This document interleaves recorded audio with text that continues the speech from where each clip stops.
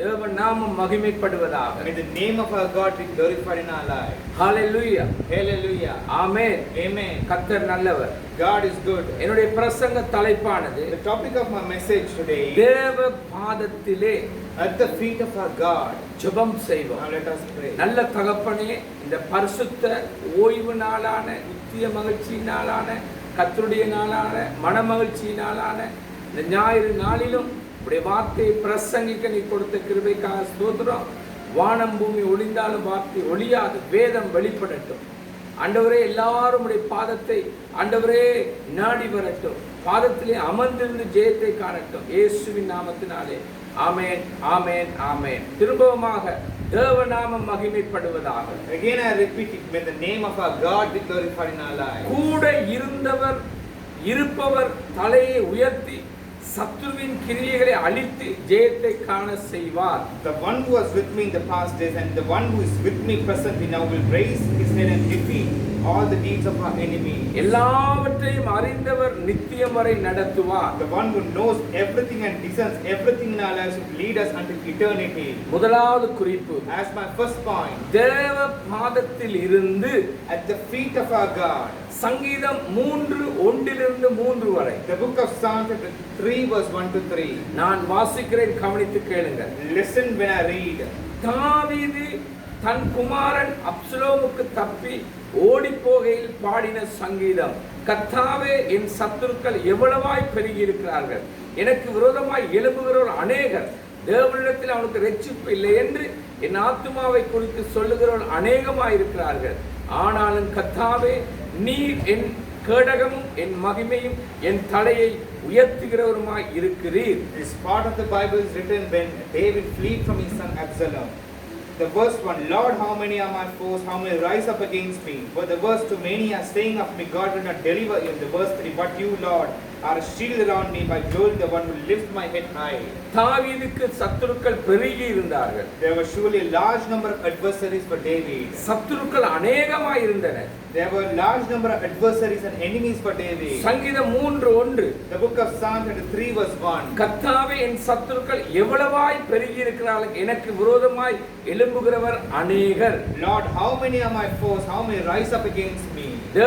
தேவ பாதத்திலே தாவீது இருந்தார். David was in the feet of our God. தாவீது தன் குமாரனாகிய அப்சலோமுக்கு தப்பி ஓடுகிறார். David runs away from his son Absalom. 2 Samuel 15:1. The book of 2 Samuel chapter 15 verse 1. 4வது வார்த்தை, 5வது வார்த்தை, 6வது வார்த்தை. The verse 4, the verse 5, the verse 6. 13, 14, 15வது வார்த்தைகள். The verse 13, the verse 14, the verse 15. அதுல ஒரு வசனத்தை வாசிக்கிறேன். I'll read one from that verse. இதற்கு பின்பு அப்சலோம் ரதங்களையும் குதிரைகளையும் தனக்கு முன்பாக ஓட 50 சேவகரையும் சம்பாதித்தார். In the course of time, Absalom provided himself with a chariot and horses and with 50 men run ahead of him. பின்னும் அப்சலோம் வழக்கு வியாஜ்யம் உள்ளவர் எல்லாரும் என்னிடத்தில் வந்து நான் அவளுக்கு நியாயம் செய்யும்படி என்னை தேசத்திலே நியாயாதிபதியா வைத்தால் நலமாயிருக்கும் என்பான்.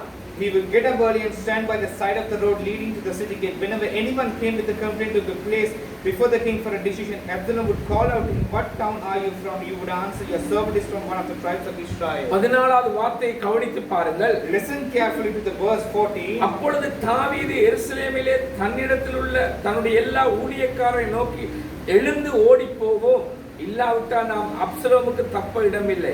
அவன் தீவிரித்து நம்மிடத்தில் வந்து நம்மை பிடித்து நம்மை பொல்லாப்பு வரப்பண்ணி நகரத்தை பட்டையை கருக்கினார், சங்காரம் பண்ணாதபடிக்கு தீவிரமாய் புறப்படுங்கள் என்றான். The verse 14, that David said to all his officials who were with him in Jerusalem, "Come, we must flee, or none of us will escape from Absalom. We must leave immediately, or he will move quickly to overtake us and bring ruin on us and put the city to the sword." தாவீதுக்கு சத்துருக்கள் பெருகி இருந்தார்கள். There were a lot of adversaries and foes to David. அவன் தேவ பாதத்தில் இருந்தே இவைகளை தேவனிடத்திலே சொல்லுகிறான். He implored to God by being in the feet of our God. கவனியுங்கள். Listen carefully. சத்துருவாக சவுலும் இருந்தார். Even Saul was an enemy for David. தாவீதுக்கு சவுல் மேய்ப்பனாக, ராஜாவாக, மாமனாகவும் இருந்தார். Saul was the king, Saul was the shepherd, and Saul was the uncle for David. கிறிஸ்தவ தலைவனே, ஊழியனே, Christian leaders and ministers, மந்தைகளே, மனம் தளராமல் தேவ பாதத்திலே தஞ்சம் என்று வாழுங்கள். Believers do not get away from the feet of our God, but discern and give heed to the God's word. அப்பொழுது தேவன் எங்களை உயர்த்துவார். So in that time God will make us our heads lifted high. தாவீதை போன்று As David, கர்த்தரிடத்திலே பாதப்படியிலிருந்து சொல்லுங்கள். implore to God at the feet of our God. கர்த்தாவே, என் சத்துருக்கள் எவ்வளவாய் பெருகி இருக்கிறார்கள், எனக்கு விரோதமாய் எழும்புகிறவர் அநேகர். Oh God, how many are my foes? How many rise up against me, says David. அவரே உன் பாதுகாப்பென்றும் தலையை உயர்த்துகிறவர் என்றும் அறிக்கை செய். Declare that God is your protection of security and He is the one who raises your head high. விசுவாசத்தோடு செயல்படு. Act in faith.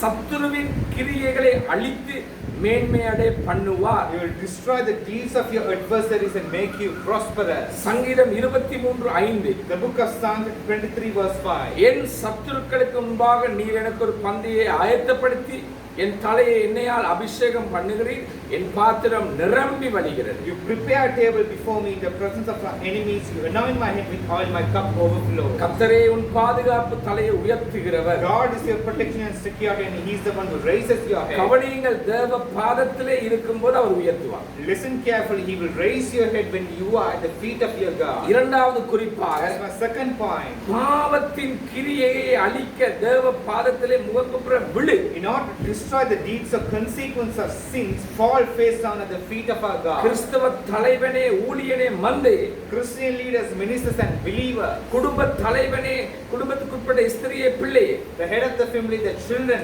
and the wives, தேவ பாதத்திலே முகங்குப்புற விழு. fall face down at the feet of your God. Joshua 7:1. The book of Joshua chapter 7 verse 1. இஸ்ரவேல் புத்திரர் சாபத்தீடானதிலே துரோகம் பண்ணினார்கள். எப்படி எனில் யூதா கோத்திரத்துக்கு சேராகுடைய குமாரனான சப்தியின் மகன் கர்மிக்கு பிறந்த ஆகான் என்பவன் சாபத்தீடானதிலே சிலதை எடுத்துக்கொண்டான். ஆகையால் இஸ்ரவேல் புத்திரர் மேல் கர்த்தருடைய கோபம் மூண்டது. But the Israelites were unfaithful in regard to the devoted things. Eshan son of Karmi, the son of Zim, the son of Zerah of the tribe of Judah, took some of them, so the Lord was burnt against Israel. கவனியுங்கள், Listen carefully. ஒரு ஆகானின் பாவம் அவன் குடும்பம் கலக்கப்பட்டது. Because of the sin of Achan, he was troubled. His family was put in trouble. அவன் கலக்கப்பட்டான். He also was troubled in his life. மந்தைகள் கலக்கப்பட்டார்கள். The people was troubled. இன்றைக்கு Today, கிறிஸ்தவர் தலைவர்களுடைய, ஊழியருடைய, மந்தைகளுடைய மாம்ச இச்சைகள், ஜீவனத்தின் பெருமைகள், உலக இச்சைகள், the desires of the flesh, pride of Livingston and worldly desires of the Christian leaders, ministers and believers today அவர்கள் கலக்கப்பட்டிருக்கிறார்கள். have brought them troubles in their அவருடைய lives குடும்பம் கலக்கப்பட்டிருக்கிறது. and brought their family troubles சபை கலக்கப்பட்டிருக்கிறது. and brought their churches troubles தேசம் and கலக்கப்பட்டிருக்கிறது. brought their countries troubles and troubles in their lives. நீங்கள் 1 யோவான் 2:15 17 வரை வாசித்து பாருங்கள். You can read and see the book of 1 John chapter 2 verse 15 to 17. கலக்கப்பட்ட நிலையும் பரிசுத்த குலைச்சலும் வீழ்ச்சியையே கொண்டுள்ளது. Confused state, troubles and confusion and decrease in holiness have brought about decline in our ஆவிக்குரிய life. வீழ்ச்சி. This is a fall or decline in our spirit. யோசுவாவை போல் முகங்குப்புற விழுந்து சத்துருவின் கிரியை அழிக்க தேவனிடத்திலே கெஞ்சுகிற மனிதர்களாய் இருப்போம். Let us fall face down like Joshua in order to destroy the deeds of our adversaries.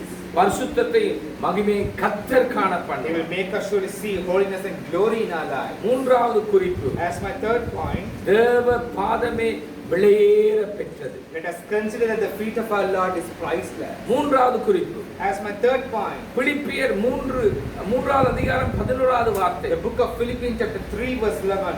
பரிசுத்த பவுலை போன்று As the holy Paul, அவருக்காக எல்லாவற்றையும் நஷ்டம் என்று விட்டு குப்பையுமாய் எண்ணுகிறேன்.